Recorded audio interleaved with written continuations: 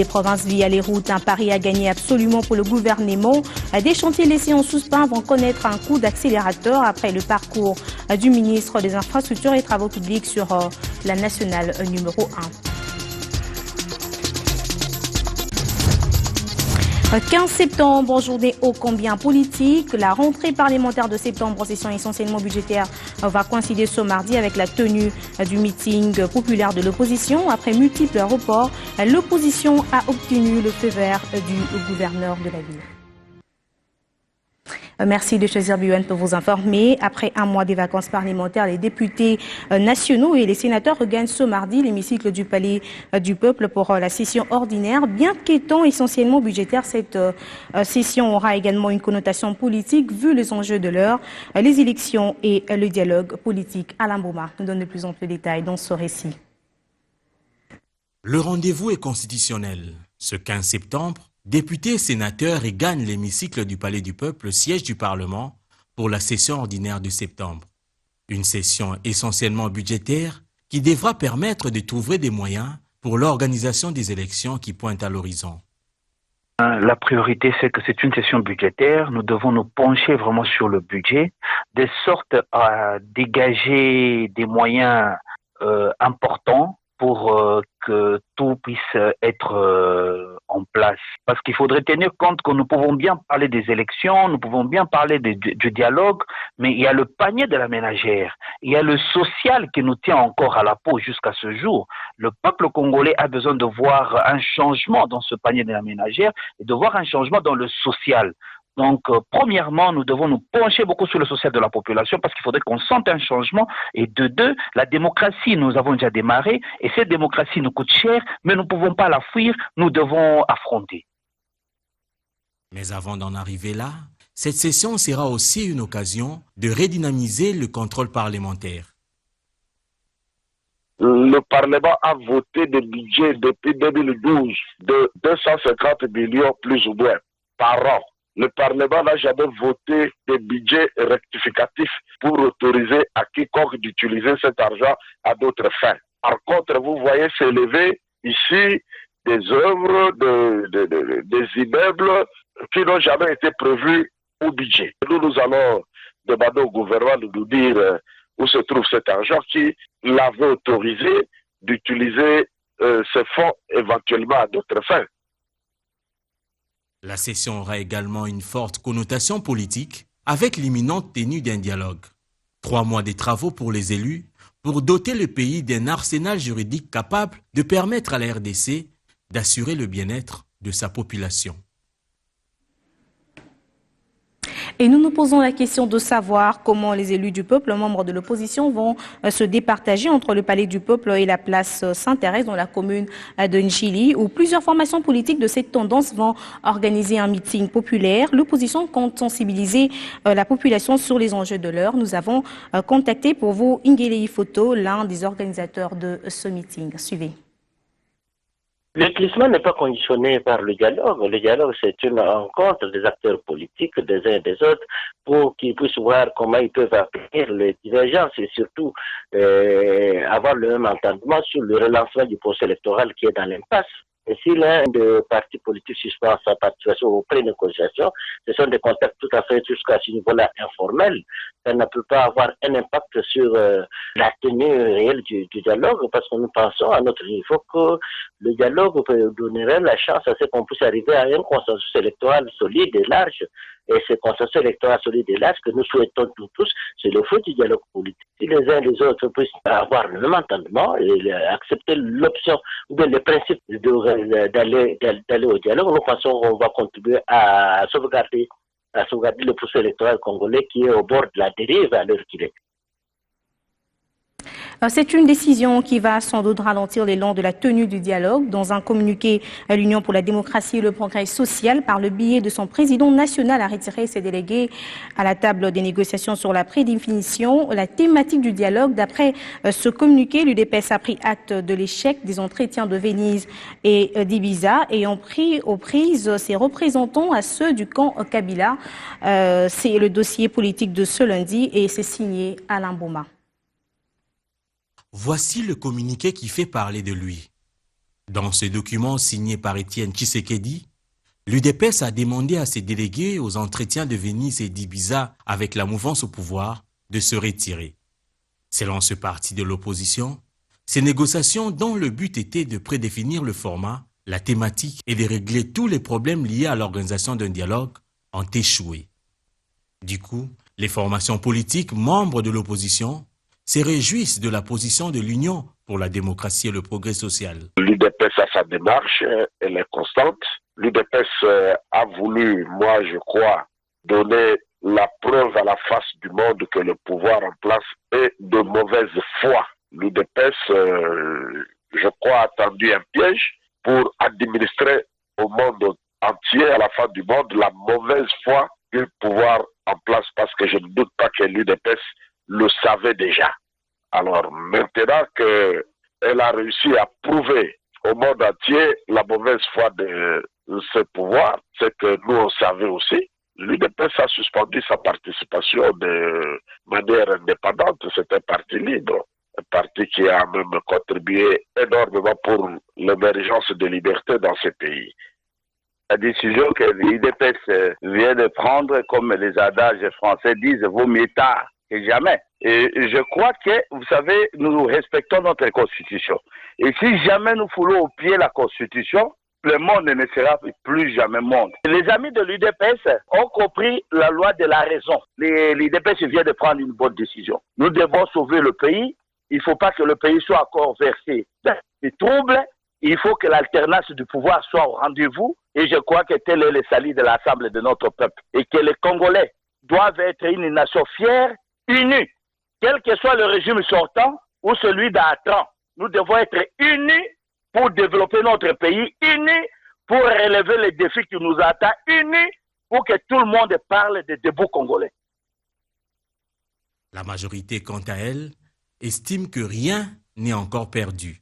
Ce n'est pas un coup dur, parce que vous venez vous-même de dire suspendre un contact informel. Maintenant, peut-être nous allons passer maintenant dans le contact formel. Ce n'est pas un coup dur. Et quand vous dialoguez, quand vous faites des contacts, il faut toujours s'attendre à cela. Ne croyez pas que tout doit rouler sur des rails. Mais à un certain moment, il y a des couacs.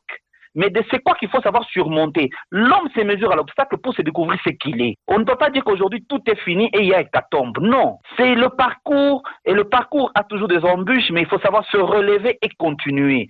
Donc ce n'est pas un coup dur. D'ailleurs, cela veut dire que nous sommes en train d'échanger. Il faudra donc à tout prix la tenue d'un dialogue pour sauver l'impasse, déconner les élections, excite la société civile. Le climat n'est pas conditionné par le dialogue. Le dialogue, c'est une rencontre des acteurs politiques, des uns et des autres, pour qu'ils puissent voir comment ils peuvent appliquer les divergences et surtout avoir le même entendement sur le relancement du processus électoral qui est dans l'impasse. Et si l'un des partis politiques suspend sa participation aux pré-négociations, ce sont des contacts tout à fait jusqu'à ce niveau-là informels. Ça ne peut pas avoir un impact sur la tenue réelle du dialogue, parce que nous pensons à notre niveau que le dialogue donnerait la chance à ce qu'on puisse arriver à un consensus électoral solide et large. Et ce consensus électoral solide et large que nous souhaitons tous, c'est le fruit du dialogue politique. Si les uns et les autres puissent avoir le même entendement et accepter l'option ou bien le principe d'aller au dialogue, nous pensons qu'on va contribuer à sauvegarder le processus électoral congolais qui est au bord de la dérive à l'heure qu'il est. L'accès à la justice est désormais gratuit grâce au bureau de consultation gratuite, ceci au bénéfice de tout indigent incapable de recourir au service des avocats. Et pour vulgariser sa mission, cette association a tenu une rencontre ce lundi avec les professionnels des médias. Après avoir mené plusieurs actions sur terrain, il était opportun pour le bureau de consultation gratuite d'organiser une rencontre entre ses membres et la presse. Au menu de ces échanges, les rôles et les objectifs du BCG. Notre rôle, c'est de recevoir les indigents, c'est-à-dire les personnes qui manifestent une insuffisance financière pour accéder à la justice. C'est ainsi que nous les recevons dans nos bureaux. Nous les orientons en ce qui concerne les conseils juridiques. Si nous trouvons que les faits nécessitent une assistance judiciaire, nous leur promettons des avocats d'office pour suivre dans le seul but de donner à tout Congolais l'accès à la justice. Pendant, il était également important d'expliquer aux chevaliers de la plume les prérogatives qu'offre la loi sur le fonctionnement du bureau de consultation gratuite. La loi nous donne comme prérogative par l'article 94 de règlement intérieur cadre de nos barreaux et de la loi organique de barreau congolais qui exige que dans chaque barreau, il y ait un bureau de consultation gratuite. L'accès à la justice équitable est un droit inaliénable pour tous les individus. Les efforts doivent être fournis pour que même les plus démunis puissent bénéficier de ce droit. L'RDC va abriter en novembre prochain la réunion de l'AFERA, regroupement de toutes les structures de financement de l'entretien routier à l'instar du FONER. 33 États membres de cette association prendront part à ces assises qui visent à réfléchir sur les stratégies à mettre en œuvre afin d'optimiser le recouvrement des fonds pour le financement de l'entretien routier. Les préparatifs de la rencontre étaient au menu des échanges entre le ministre de tutelle et le comité dirigeant de l'AFERA. Les membres du comité dirigeant de l'Association africaine des fonds d'entretien routier sont à Kinshasa. Ils y préparent la session ordinaire de novembre 2016. Le président de cette association, un sujet zambien, conduit par le premier vice-président, le Congolais Bamaros Lobota, a apporté ce message au ministre Kasweshi. This is a preparatory meeting of the executive committee. Le message, la raison pour laquelle nous sommes ici, c'est justement une réunion préparative pour l'Assemblée générale qui aura lieu le 22 et le 24 novembre prochain. Et le but de notre visite ici, c'est justement de faire en sorte que les gens comprennent que nous faisons la promotion des solutions nationales. Et la chose la plus importante, c'est que l'AFERA, l'association de fonds d'entretien routier africaine, est là pour partager l'information, partager l'expérience avec tous les membres nationaux. So really, this is a preparatory meeting.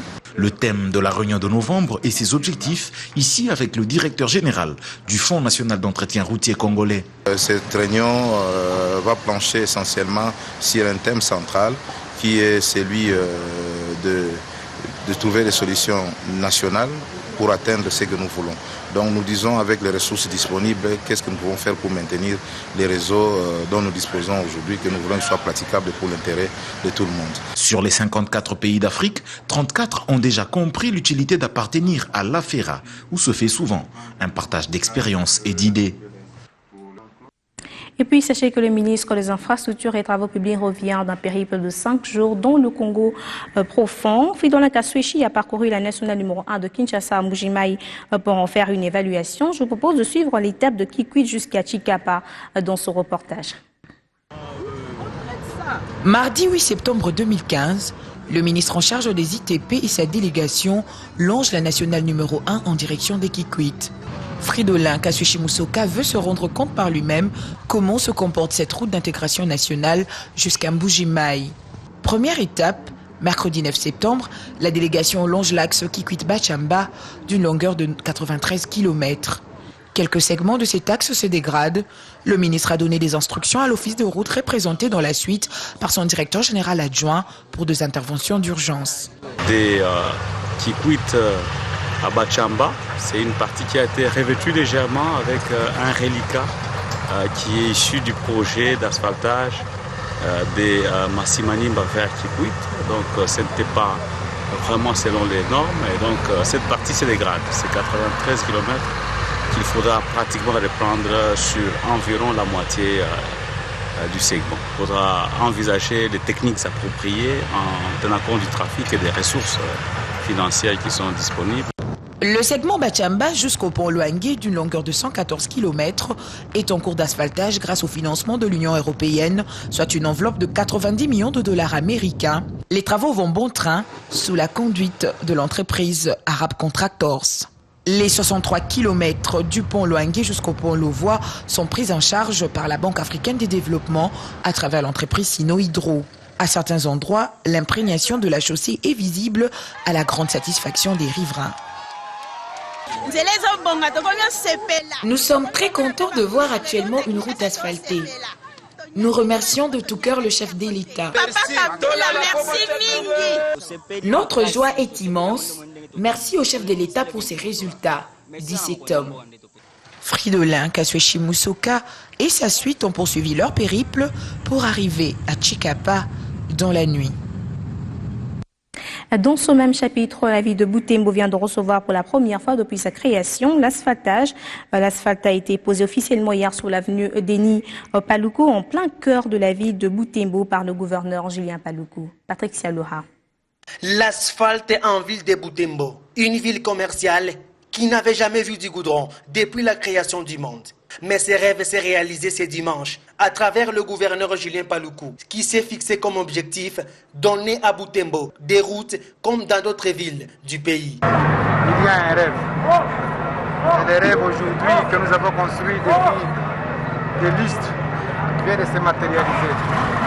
Butembo qui voit ses premiers mètres asphaltés parce qu'il y a la volonté d'un homme, le président de la République, qui nous a ramené la paix et qui nous permet aujourd'hui de commencer à penser développement. Nous devons les remercier pour cela. Nous avons commencé par Massissi, Rutshuru, Goma.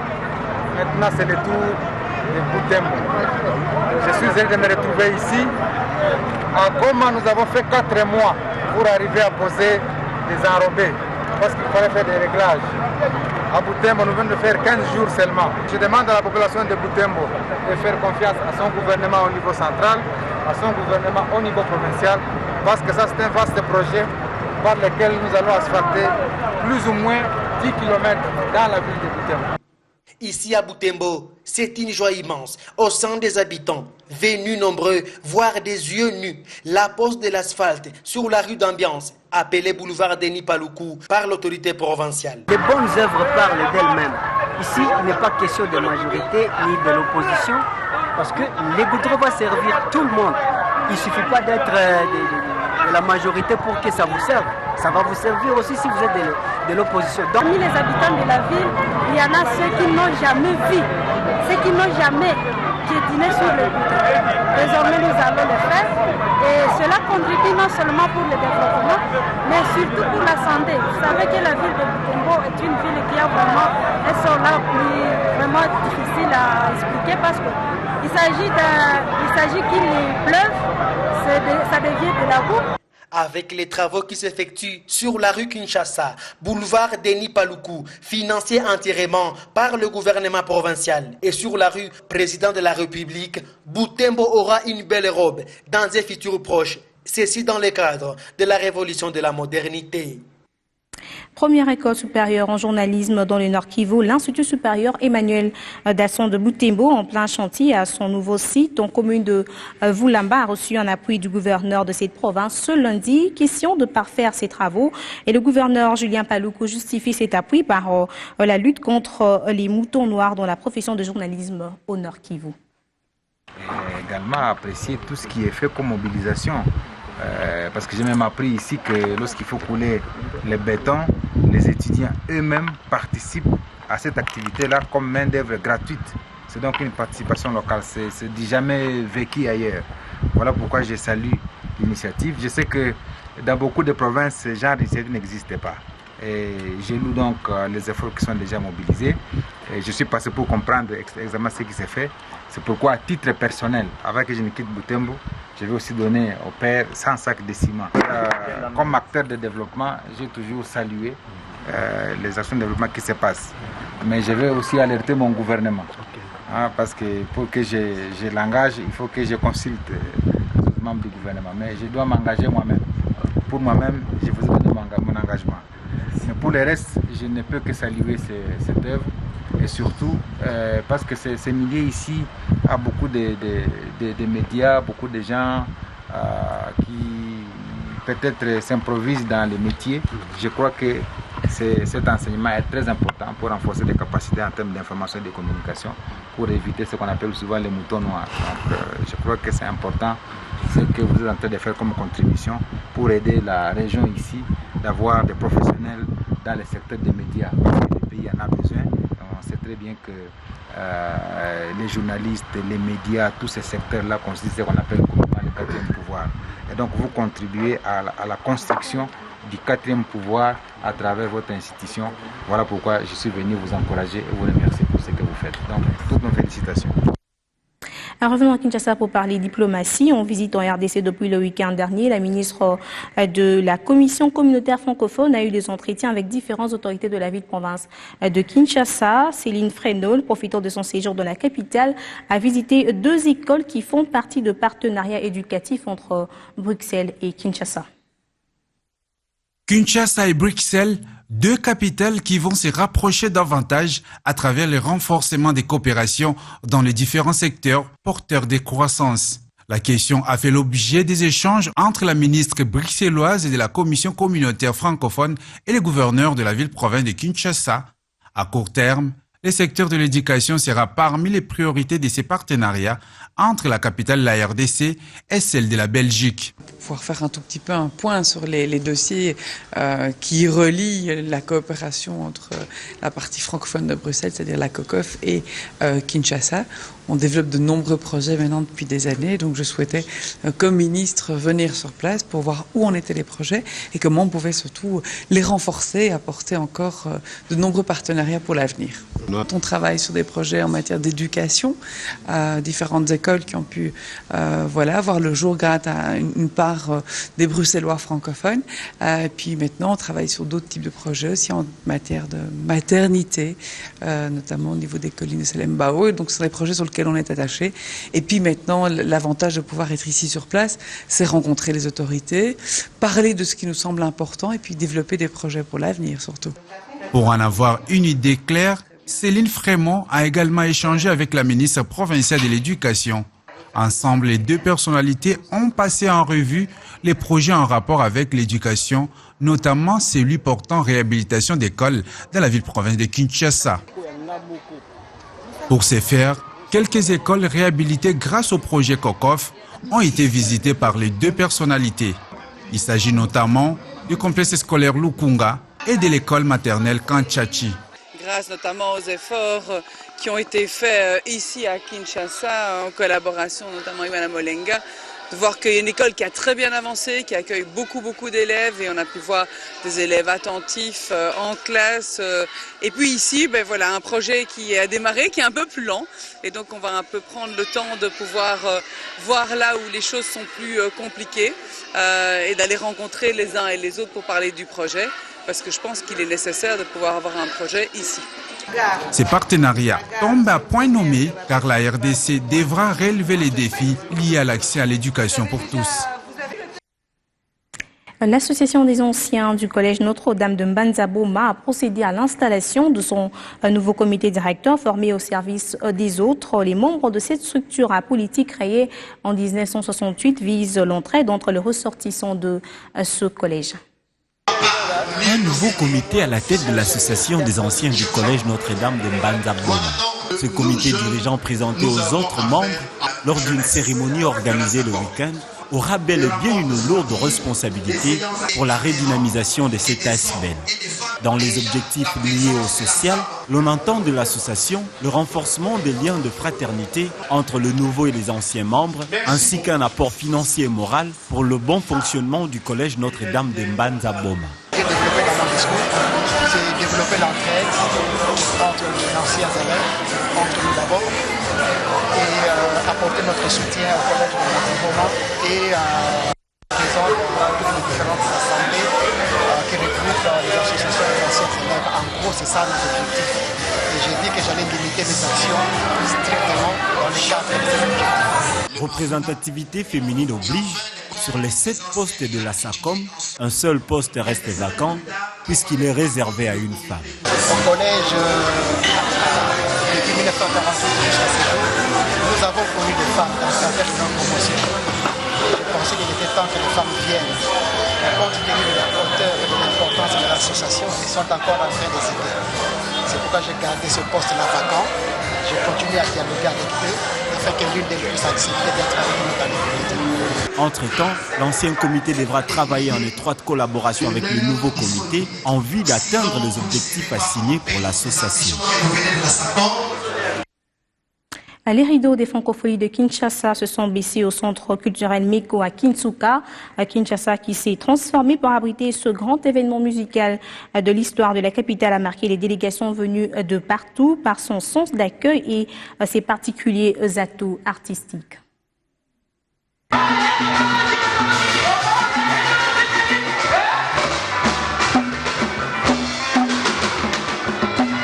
Les francopholies de Kinshasa ont vécu pour la toute première fois. Après 7 jours d'activité intense, il fallait bien refermer les portes. Pour l'essentiel, les francopholies ont porté sur les valeurs résolument progressistes et universalistes. Les francopholies de Kinshasa avaient pour ambition de créer de nouveaux points culturels, économiques mais aussi touristiques entre la République démocratique du Congo et le reste du monde, permettant ainsi le développement local des projets. On notera de cette première édition des francopholies la participation des grands musiciens francophones. Et pour clôturer en toute beauté, la Sanza en version féminisée. Mon objectif, c'est de promouvoir la musique congolaise au travers des filles. Et faire voir au monde que les filles quinoises congolaises peuvent aussi faire du succès comme le Janet Jackson et comme les autres, d'une manière professionnelle, parce que on a eu des problèmes dans les années passées, dans quel sens que les filles, chaque fois qu'on voyait une fille faire la musique, on pensait que c'était une prostituée, ou bien sa carrière d'aventurier, ou bien les gens qui ne sont pas intelligents. Non. Quand dans la musique, nous avons des filles qui sont intelligentes, il y a des filles qui ont fait l'université et qui ont choisi carrière comme musique. En séjour à Kinshasa, le ministre belge des Relations internationales a fait mention d'un atout particulier de la ville capitale de la musique. Je trouve ça extrêmement intéressant de pouvoir découvrir, parce que je ne les connaissais pas, ce groupe de 12 femmes avec une énergie extraordinaire et qui exploitent aussi toutes des musiques qu'elles croisent avec du violon, et c'est très surprenant, en tout cas pour moi, de pouvoir entendre des rythmes africains qui sont mixés notamment avec du violon. Et donc c'est aussi à ça que concourent les francopholies, c'est faire découvrir peut-être des artistes qui demain seront au Théâtre de Verdure, feront une fin de soirée comme soprano. C'est tout ce qu'on souhaite en tout cas à cette première édition. On voulait être là pour la soutenir aussi, pour dire que c'est important pour nous de voir cet événement se développer à Kinshasa. Des prestations de haute facture pour un public bien averti. Il ne reste plus qu'à attendre la prochaine édition. Les Kinois disent merci aux francopholies et à très vite.